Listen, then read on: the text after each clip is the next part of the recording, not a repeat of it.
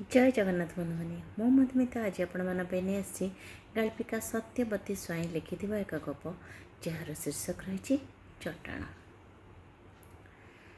बापा कौन पत्थर दियो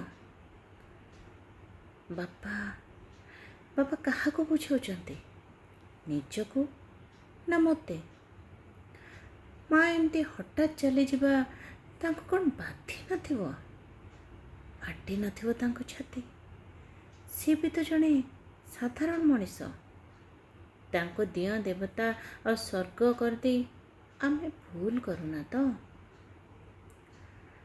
फोन रे शेष को बापांकर दीर्घश्वास मो हृदय को संक्रमित हो आसला। बाष्परुद्ध कंठ मो छातीर निश्वास को बंद करदेला परी लगिला। कई कई घर रोकी हेलानी मोर थरे हेले देखी थांती छुई थांती ता छाती रे मुह गुंजी ता सहित मो देह को लटई दे थांती।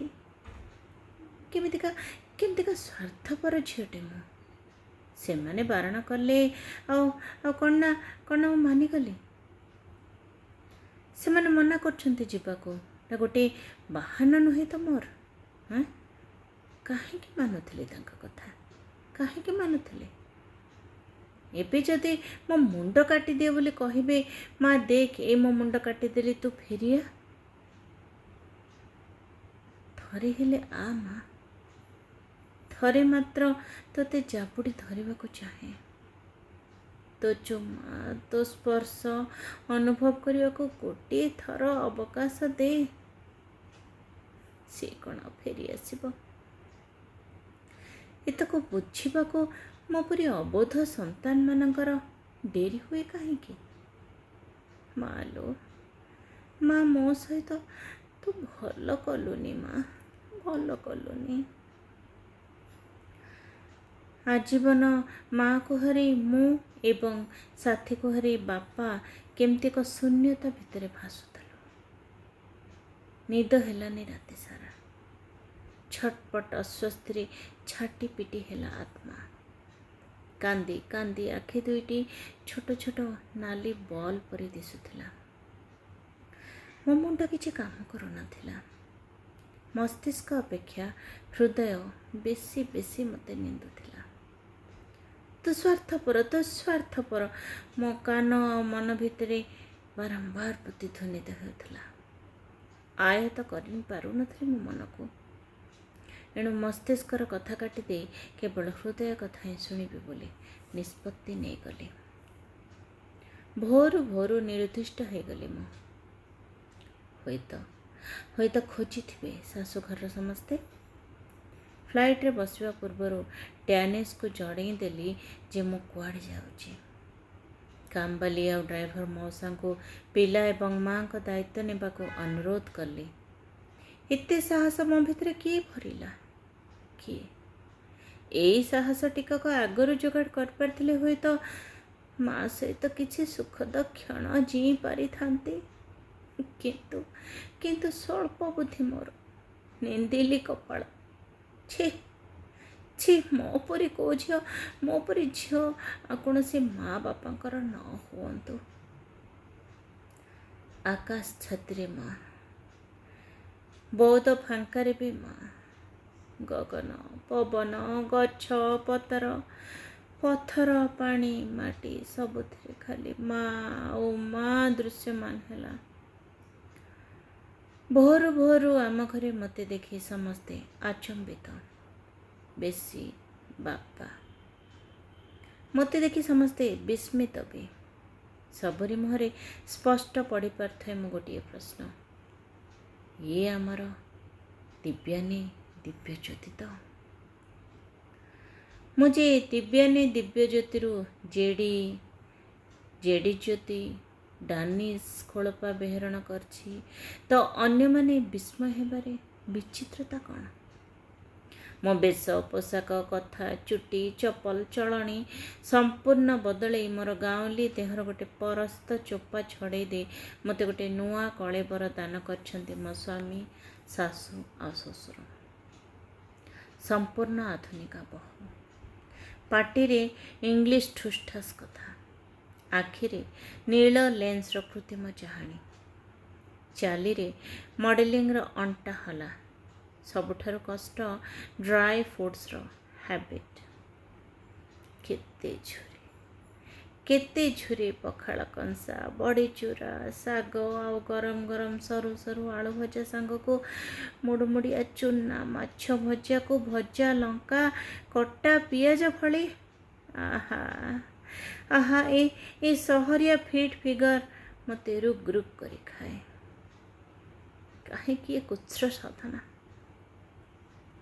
ଅମର ହେବ କି ମଣିଷ ଜିଭକୁ ଚାପି ପକେଇ? ଏଣୁ ମୁଁ ତ ନିଜକୁ ଚିହ୍ନି ପାରେନି, ଅନ୍ୟମାନଙ୍କ କଥା କ'ଣ କହିବା। ବଟ୍ ନାରୀ ଆଜିକା ଯୁଗରେ ପୁରୁଣା କାଳିଆ। ଏତେ ଯଦି ଆଧୁନିକ ଚଳଣି ତୁମର, ସେମିତି ଝିଅଟିରୁ ବୋହୂ କରି ନେଲନି? ମୋ ପରି ଗାଁ ଝିଅଟିଏ ବଦାନ୍ୟତା ଦେଖେଇ ବିନା ଯୌତୁକରେ ବୋହୂ କରିନି ଏତେ ମାନସିକ ଯନ୍ତ୍ରଣା ଦେବାଟା କ'ଣ ଠିକ୍? ଭୁବନେଶ୍ୱର ମାମୁପୁଅ ବାହାଘରେ ଦେଖି ସେମାନେ ରସିଗଲେ। ଶେଷକୁ ମୋ ମା ବାପାଙ୍କୁ ବଡ଼ ସହରରେ ଘର, ବଡ଼ ଚାକିରି, ସୁନ୍ଦର ପୁଅ ଲୋଭରେ ବଂଶୀ ପକେଇ ଧରିନି ମୋ ପରି ଏକ ନିର୍ବୋଧ ଗାଉଁଲି କିନ୍ତୁ ଅତି ସୁନ୍ଦର ପାଠ ଝିଅଟିକୁ ଧରିନେଲା ପରେ ଚାଲିଲା ମୋତେ ଘଷା ମଜା। ଉପର ଘଷି ମାଜି ଦେଲେ ମୋ ଭିତରଟା କ'ଣ ବଦଳିଯିବ? ମୋ ଭିତରଟା କ'ଣ ବଦଳିଯିବ? ମନ ମୋର ଗାଉଁଲି ଥିଲା ଏବଂ ଗାଉଁଲି ରହିବ, ଏଇଟା କେମିତି କେହି ବୁଝିପାରନ୍ତି ନାହିଁ।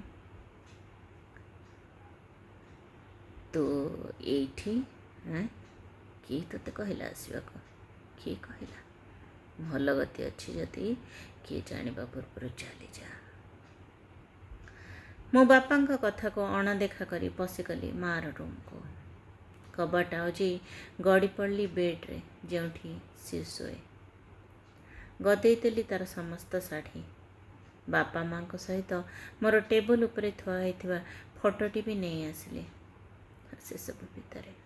ସେସବୁ ଭିତରେ ପାଗଳଙ୍କ ପରି ଅଣ୍ଡାଳି ହେଲି ମା'କୁ। ବାପା ମୋର ପାଗଳାମି ଦେଖି ସ୍ଥିର ହୋଇ ରହିପାରିଲେ ନାହିଁ।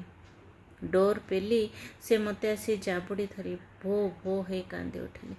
ତୁ କାହିଁକି ଆସିଲୁ ମା? କାହିଁକି ଆସିଲୁ? କାହିଁକି ଏ ଭୁଲ କଲୁ?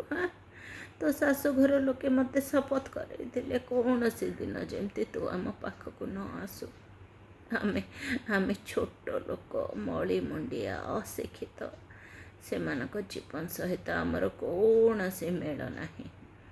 ତୋତେ ସେମାନେ ସେମାନଙ୍କ ଛାଞ୍ଚରେ ପକେଇ ଅନେକ କଷ୍ଟରେ ନୂଆ ଝିଅଟିଏ କରି ଗଢ଼ି ତୋଳିଛନ୍ତି।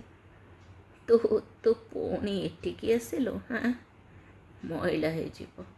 ମଇଳା ହେଇଯିବ ତୋର ଚିକିଚିକି ରୂପ। ଫେରିଯା ମା, ଫେରିଯା କିଛି ଅଘଟଣ ଘଟିବା ପୂର୍ବରୁ। କୌଣସି ପ୍ରଶ୍ନର ଉତ୍ତର ଦେବାକୁ ମୋ ପାଖରେ ଶବ୍ଦ ନଥିଲା। ମୋତେ ମୋ କର୍ତ୍ତବ୍ୟ କରିବାର ଅଛି। ମା ତ ଏକ ବିରାଟ କ୍ଷତ କରିଦେଇ ଚାଲିଗଲା। ଆଉ ସେ ଭୁଲ ଦୋହରେଇବି ନାହିଁ। ତମକୁ ଏକା ରହିବାକୁ ଦେବି ନାହିଁ। ଜୋର ଜବରଦସ୍ତ ନେଇଯିବାକୁ ଆସିଛି ଯେ। ପ୍ରବଣତା, ଆବେଗ, ପ୍ରେମ ପ୍ରବାହ, ଧୈର୍ଯ୍ୟ ସହିତ ବନ୍ଧୁତା ସ୍ଥାପନ କରି ଏଥର ମୁଁ ବଞ୍ଚିବି। ବିଲକୁଲ ଚିନ୍ତା କରୁନଥିଲି ମୋର କ'ଣ ହେବ। ଡାନିସ୍ ରାଗିବେ, ଶାଶୁ ଶ୍ୱଶୁର କହିବେ ଅବାଧ୍ୟ ବୋହୂ। କୁହନ୍ତୁ, ଯାହା ହେବ ଦେଖାଯିବ। ମା'ର ସମସ୍ତ ଶୁଦ୍ଧିକ୍ରିୟା କାର୍ଯ୍ୟ ଭଲରେ ଶେଷ କରି ବାପାଙ୍କୁ ନେଇ ମୁଁ ଉଡ଼ାଣ ଭରୁଥିଲି ମୋ ଶାଶୁଘରକୁ। ମା'ର ଆବର୍ତ୍ତମାନ ମୋତେ ଖୁବ୍ ଦୃଢ଼ କରିଦେଇଥିଲା ଚଟାଣ ପରି। ଜୀବନରେ ଯାହା ଆସିବ ଏଣିକି ସାମ୍ନା କରିବା ତାକତ ମା ଯେପରି ଭରି ଦେଇଥିଲା ମୋ ଭିତରେ। ଅଭିମନ୍ୟୁ ମୋ ଜୀବନ ଏକ ଯୁଦ୍ଧ। ସଜ ହେଉଥିଲି ଭିତରେ ଶାଶୁଘର ଲୋକଙ୍କ ସହିତ ଲଢ଼ିବା ପାଇଁ। ବାସ୍ ଏଇଠି କାହାଣୀଟି ସମାପ୍ତ ହୋଇଯିବ। ତେବେ ଏ କାହାଣୀ ଆପଣମାନଙ୍କୁ କେମିତି ଲାଗିଲା ମତାମତ ଦେଇ ଅବଶ୍ୟ ଜଣାଇବେ। ଅପେକ୍ଷା ରହିଲା। ଜୟ ଜଗନ୍ନାଥ। ଧନ୍ୟବାଦ।